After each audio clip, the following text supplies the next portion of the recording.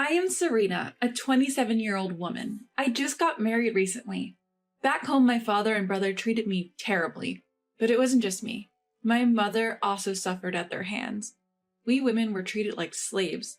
If my father or brother commanded something, we had to act immediately. We'd be scolded for being slow if we didn't move fast enough. It was like this since I was little. Why are you so slow? Just get it done already. Yes, Dad. You can't even do this much and you're in elementary school? What a disgrace. That's why women are useless. Don't say that, Dad. Shut up and be quiet. I don't want to be called Dad by you. I've been doing chores since preschool, but it got worse once I started elementary school. While my father and brother relaxed, my mother and I were constantly busy. Whenever they wanted a drink, we had to bring it right away.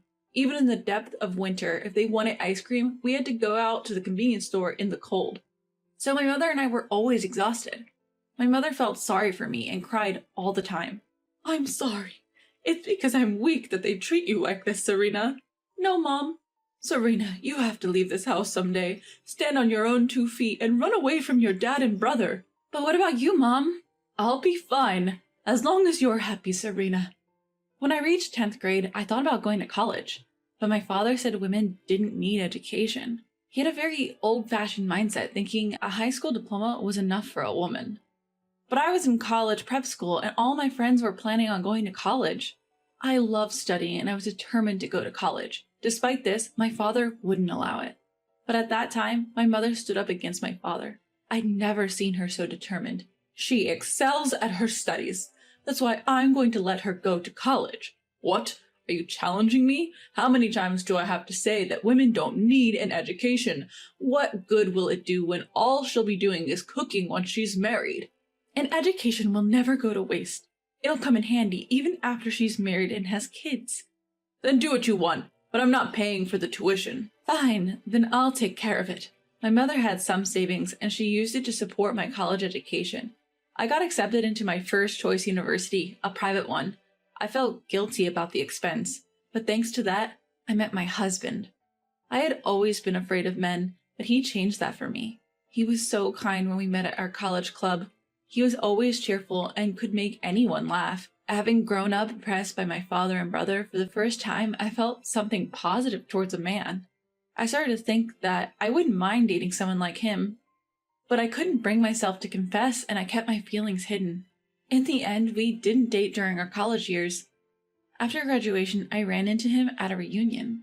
He had changed a lot and had become a sophisticated city man.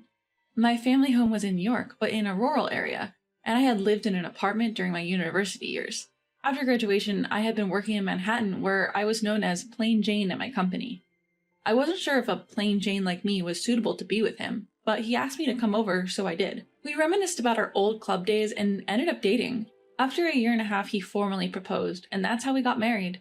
After creating my own family, I was worried about my mother back at my old home. I felt sick thinking she was still being abused by my father and brother. Hello, Mom. How are you doing these days? I'm fine. More importantly, are you doing okay, Serena? I'm fine, really. Danny helps out with the chores. He's probably even a better cook than me. Oh, is that so? I guess he got that from his father, who's a chef, right? Maybe. Don't worry about me, okay? And you need to take care of yourself, Mom. Yes, I got it. Mom said this in her usual kind voice, but somehow I had a bad feeling. I had the hunch she was in trouble, due to my father and brother's horrible treatment. They despised us for being women, but my mother in particular was targeted. It was because of the scar on her face. She had an accident before I was born, which left a prominent scar. My father would call it hideous and disgusting, so my mom always covered the right side of her face with her hair where the scar was.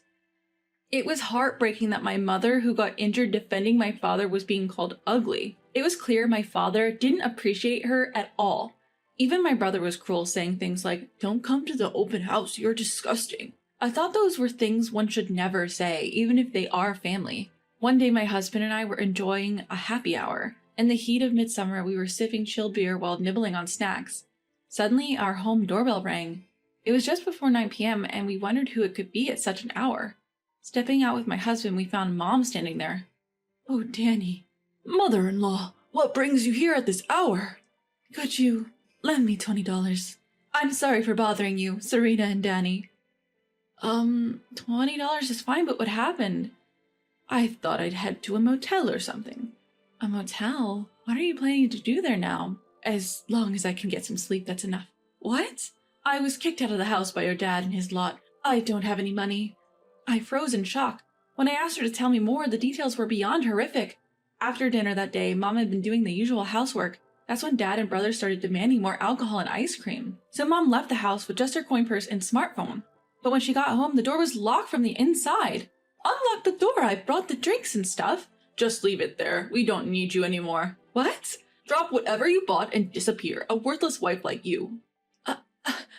And that left my mom completely lost. She had used up almost all of her coins and couldn't even afford a taxi.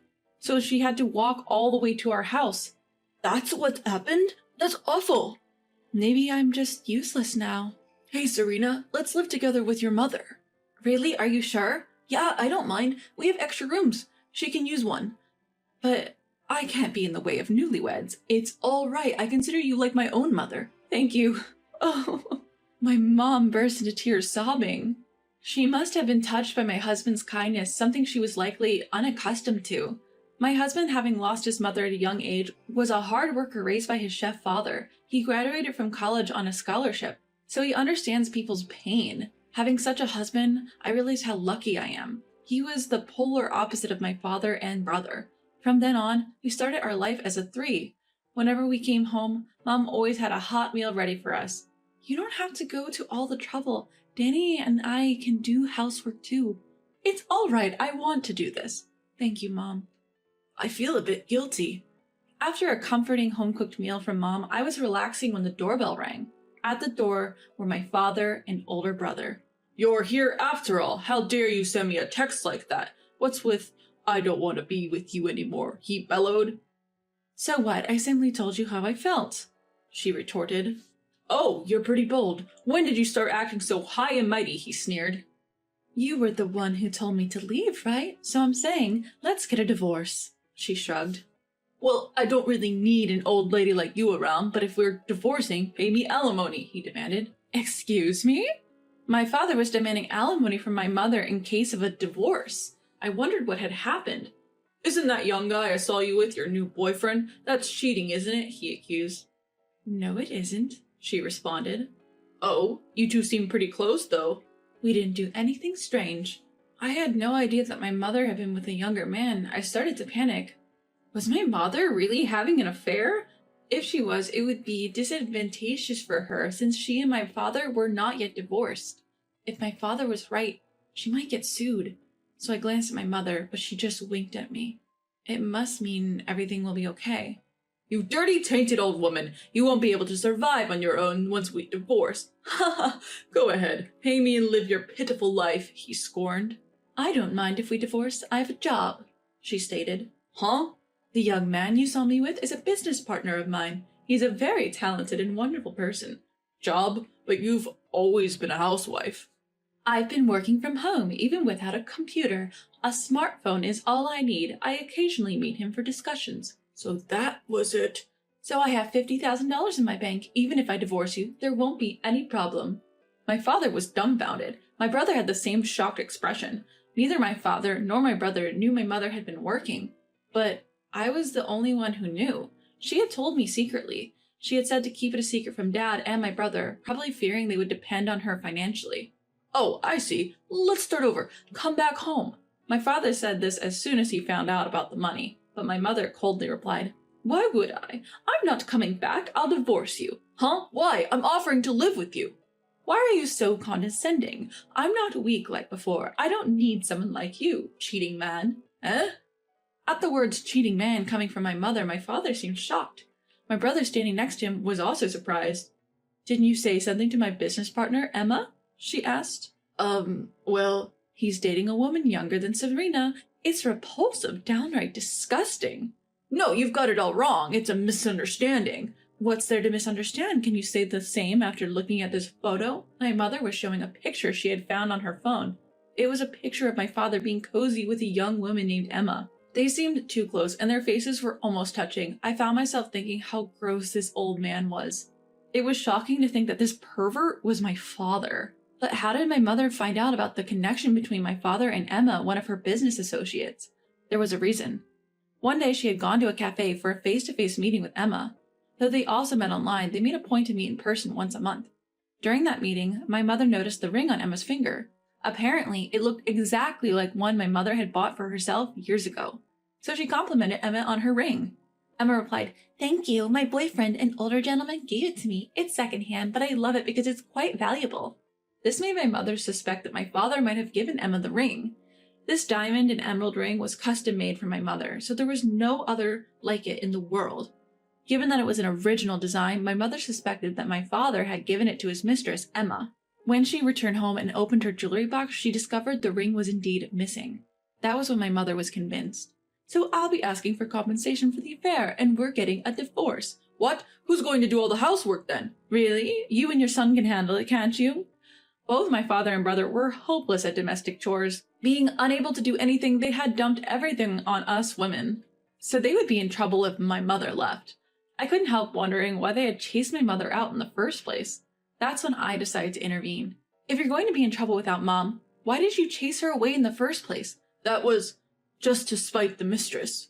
"What? I just wanted the other woman to suffer. I'm not the bad guy here." You're still saying that? You're the one who cheated. You're the worst. So disgusting. I had never been able to stand up to my father or brother before, but things are different now. I had a strong ally in my husband, and my mother had become stronger. I had to become stronger too to protect myself, my husband, and my mother. Feeling this way naturally, I was able to stand up to my father. My brother was crying and whining, saying he didn't know what to do next. Apparently, he can't even make an omelet. The only dishes he could make were bacon and eggs and salad. I wondered if those even counted as cooking. If they were so incapable of cooking, they could just live on instant ramen for the rest of their lives. My mother wasn't a housekeeper or a slave. Why should she have to come home cheerfully after being cheated on? My father and brother were out of their minds, I could tell. They couldn't hold a proper conversation. "Well then, since it's decided, we need to get prepared. I have to find a good lawyer." Hold on. "I don't care anymore. I'm definitely getting a divorce. Be it mediation or a trial, it doesn't matter. I've suffered emotional distress from you, and I might be able to get a lot of compensation money." No way. I don't want that. My brother was smirking at this point. Even if a divorce occurs, the parent-child relationship won't end. So he said he would still be able to inherit when our mother passed away. But it didn't turn out that way. "Gaston, I'm not leaving you any inheritance. After all, you've been so insulting towards me. I won't let someone like that inherit anything. Did you know? If I specify in my will, I can prevent the distribution of my assets to you." Once again, my brother's eyes widened in surprise. It seemed he never thought his constant insults could backfire this badly. He probably didn't realize that this was the outcome of heaping profound insults on the person from whom he was to inherit. He cried out loud, almost too loudly. We lived in an apartment and his cries echoed down the hallways. I thought it might disturb the neighbors. A man from next door, who looked kind of scary, whom we tried not to interact with, came out due to the noise. He yelled at my father and brother, and they scampered off like they were running for their lives. Then my mother divorced my father. It was a tough battle, but she managed to secure a hefty compensation. She cut off all ties with Emma, my father's mistress. After that, my father seemed totally downcast. My brother, too, upon realizing he won't inherit anything, spent every day in gloom. My father's work suffered, and he was gradually pushed into less significant roles. Finally, he voluntarily quit. My brother, who's a freelancer, couldn't make ends meet with his income alone. He reached out to me for help, but I ignored him. Of course, I blocked his calls and messages. After that, my mother moved to a different apartment. She said she felt guilty staying with us. My husband felt lonely, but I thought some distance might be a good thing. Even now, we three occasionally have dinner together, and it's truly enjoyable. But soon, we will become 4. That's because I am pregnant. I have no intention of letting my child meet their grandfather. I can't bear the thought of letting such a disgusting man hold my child. From now on, for my husband, my mother, and my child, I plan to become a stronger woman.